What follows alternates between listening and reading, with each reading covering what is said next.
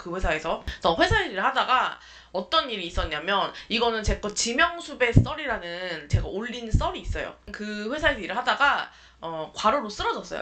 보통 밤 10시, 11시까지 매일매일 그렇게 12시간, 13시간씩 일을 하고, 집에 들어가 잠만 자고 눈 뜨면 또 회사 나가서 일하고, 이거를 반복을 갖다가 거진 뭐 1년 반 정도를 했거든요.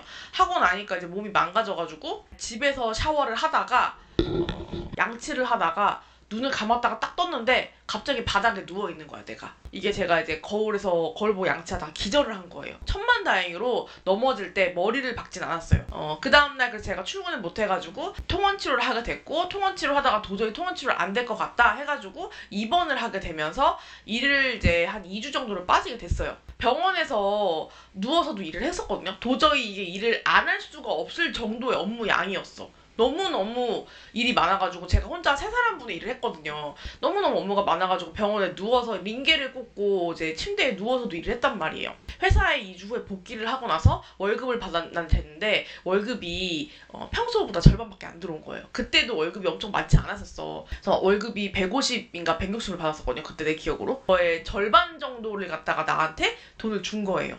내가 너무너무 충격을 받았어요. 처음에는 이제 월급을 잘못 준 줄 알았어. 그래서 이제 월급 명세서를 받고 나서 부장님 월급이 잘못 들어온 것 같아요. 확인 한 번만 해주세요. 아르바이트생들이랑 월급이 좀 바뀐 것 같아요. 그랬더니 부장님이 내 거 명세서 딱 보니 아니 맞는데? 이러는 거야. 제가 맞다고요? 그랬더니 너 이번에 병원 가가지고 2주 동안 출근 안 했잖아. 이러면서 제가 부장님 저 2주 동안 병원에 누워서도 일했다고, 링겔 꽂고 누워서도 일했고, 밤 12시에 신상품 올라올 때에도 본부장님이랑 전화통화까지 했다고. 전화통화해가지고 본부장님이 제대로 올라간 거 확인까지 하고, 그렇게 밤 12시 넘어서까지도 나랑 전화통화하면서 업무를 진행을 했다고. 근데 어떻게 이게 일을 안 한 거냐 그랬더니 병원에서 일한 건 일한 게 아니래. 그때 내가 너무너무 충격을 많이 받고 이제 회사를 그만둬야겠다라는 이 마음을 먹게 됐어요. 그래서 사직서를 썼어. 처음에는 썼는데 사직서를 안 받아주더라고.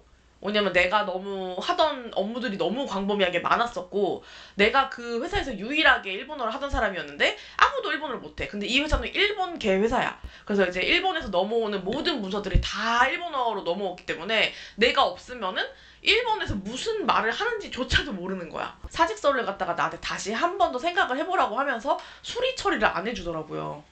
건전지가 다 되면 건전지를 이렇게 버리고 새로운 걸로 갈아 끼잖아요.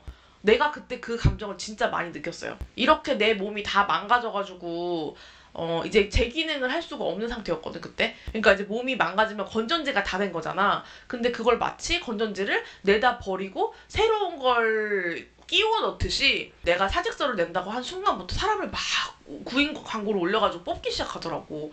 그리고 나는 마음이 싱숭생숭해가지고 이제 일에 집중도 안 되고 이러니까 쉬고 싶다 그랬더니 그럼 집에서 일을 하래. 아무리 내가 집에서 일을 하더라도 일을 그만둔 건 아니잖아. 그래서 내가 나가자마자 새로운 사람을 뽑아 데리고 왔는데, 내가 업무 인수인계를 하는 동안 그 사람이 내 자리를 쓰고 내 거 물건을 쓰게끔 내 자리에다가 앉혀놓은 거야. 근데 나한테 그 의견을 묻지도 않은 거야.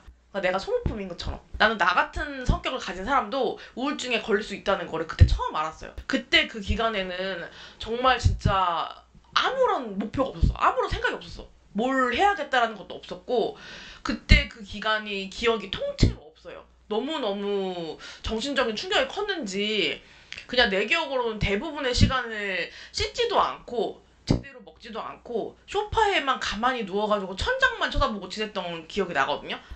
도저히 내가 이렇게 지내서는 안 될 것 같다. 거진 한 8개월 정도, 6개월 정도, 8개월 정도를 그렇게 지냈을 때에는 내가 여기를 벗어나야겠다. 이렇게 생활하는 거를. 내가 진짜 이러다가는 사고를 치겠다. 그때가 내가 29이었을 때였어요. 29. 다들 끝자리가 9일 때는 힘들다고 하잖아. 9수가 들어온다고 해서. 나는 그 9개월 동안은 거의 이제 집에서 주어지는 일들 있죠. 간단한 일들. 하루에 한 2-3시간만 하면 되는 일들. 그런 걸 하고 한 달에 뭐 알바비 느낌으로 갖다가 뭐 80만 원, 90만 원, 100만 원 요렇게만 받았었거든요. 근데 그 돈을 이제 100만 원씩 따박따박 들어온 거를 갖다가 그 한 8개월 정도로 쓰지 않고 모으게 된 거예요.